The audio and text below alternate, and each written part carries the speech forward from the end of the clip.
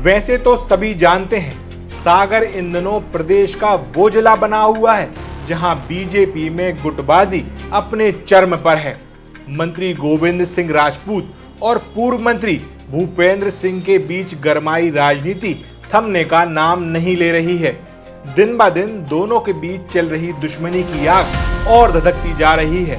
वहीं ऐसे में 16 अगस्त को जो कुछ भी सागर में हुआ उसने सागर की राजनीति में चल रहे इस घमासान को लेकर कई सवाल खड़े कर दिए हैं।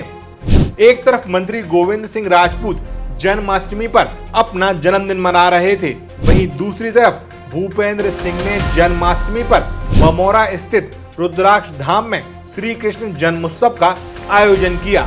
वैसे सभी जानते हैं कि दोनों के बीच हर मसले पर टसल चल रही है, लेकिन 16 अगस्त जन्माष्टमी का दिन भी टसल में तब्दील हो गया। किसके पास कौन पहुंचा, कौन नहीं, किसके पास कितनी भीड़ पहुंची, ये चर्चा और बहस का विषय बन गया। लेकिन इसी दौरान दोनों नेताओं के साथ कुछ ऐसा हुआ जिसकी किसी ने भी कल्पना नहीं की होगी। चलिए शुरुआत करते हैं पूर्व मंत्री भूपेंद्र सिंह से। हुआ यूं कि उनके कार्यक्रम में मशहूर भजन गायक हंसराज रघुवंशी आए थे। कार्यक्रम तो वाकई बेहद अद्भुत रहा, लेकिन सबसे ज्यादा अचंभित करने वाला पल इस कार्यक्रम में वो रहा जिसमें भूपेंद्र सिंह के भीतर का एक अनोखा पहलू दिखाई दिया। दरअसल हंसराज रघुवंशी ने मंच पर भजन गाना शुरू किया तो सारा पंडाल भक्तिमय माहौल में डूब गया। वहीं इसी बीच वो जब भजन गा रहे थे तभी ऐसा मौका आया कि पूर्व मंत्री भूपेंद्र सिंह ने भजन पर थिरकना शुरू किया और देखते ही देखते वो भक्ति में ऐसे डूबे कि मानो सब कुछ भूल गए हों। काफी देर तक वो अकेले ही मंच पर नाचते रहे। फिर इसके बाद दूसरे भजनों पर भी सभी के साथ उन्होंने जमकर नाचा।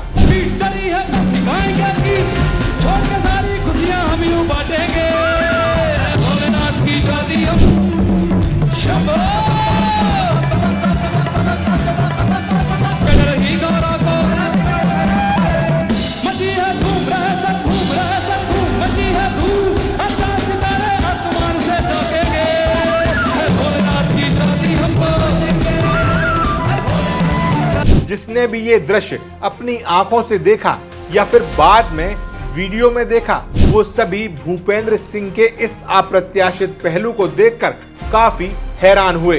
हालांकि पिछली बार और कई धार्मिक कार्यक्रमों में भूपेंद्र सिंह इससे पहले भी भजनों पर थिरक चुके हैं, लेकिन इस बार उनका नाचना काफी लंबे वक्त तक रहा और ज्यादा भक्तिमय दिखाई दिया, मानो उन्होंने अपने आप को उस दौरान ईश्वर को समर्पित कर दिया हो।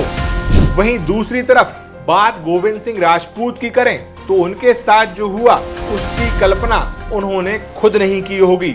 उनके जन्मदिन पर उन्हें शुभकामनाएं देने पहुंची भीड़ भी कल्पना से परे रही।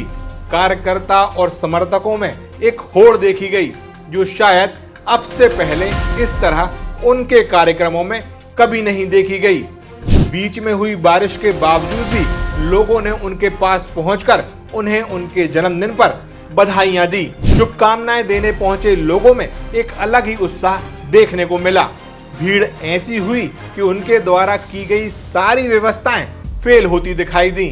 अब बात इन दोनों दिग्गजों की हो और राजनीति और आपसी गुटबाजी की बात सामने ना आए, ये हो नहीं सकता।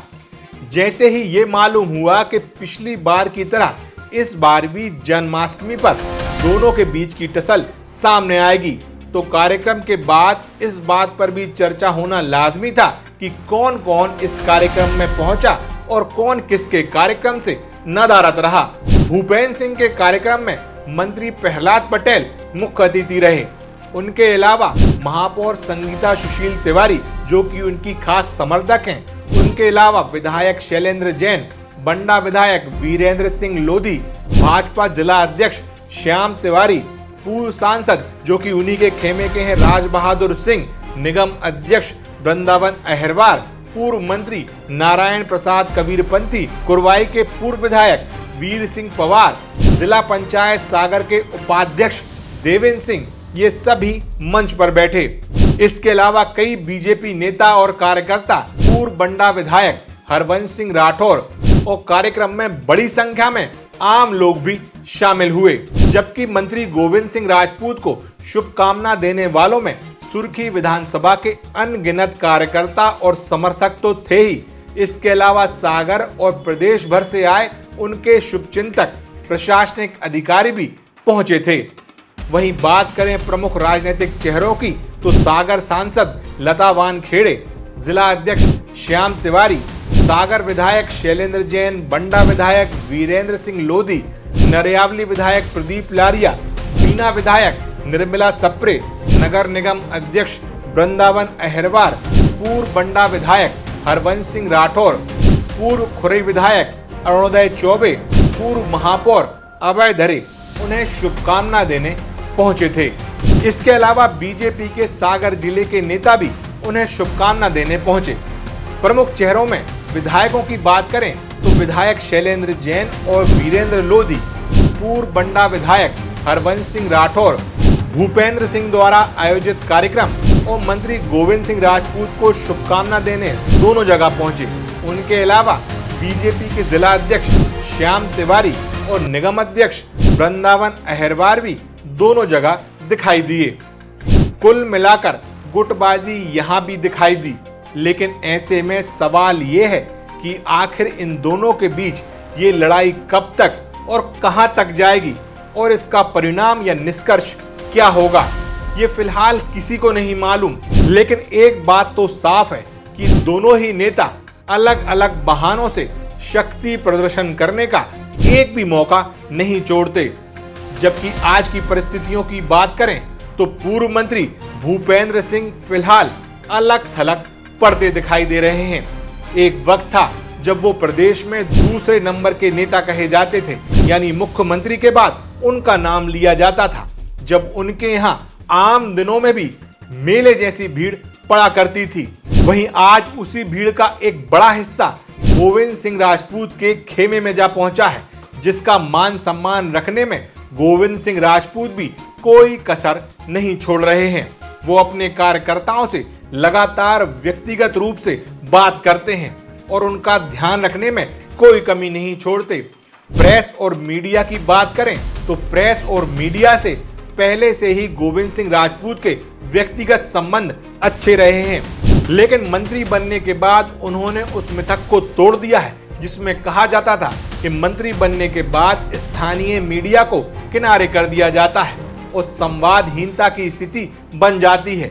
लेकिन मंत्री गोविंद सिंह राजपूत के मंत्री बनने के बाद उन्होंने इस बात का पूरा ख्याल रखा कि सबसे पहले समय समय पर न सिर्फ मीडिया कर्मियों से बातचीत की जाए बल्कि उनसे सलाह मशवरा भी करें। उधर भूपेंद्र सिंह ने भी अपने राजनीतिक पैटर्न को कुछ हद तक बदलना शुरू किया है, जिसमें कहा जाता था कि कई बार कुछ लोगों को भूपेंद्र सिंह अचानक अपना खास बना लेते हैं, लेकिन जैसे ही उनका मोह भंग होता है वैसे ही वो उससे दूरी बना लेते हैं, जिस कारण वो व्यक्ति उनसे नाराजगी पाल लेता है।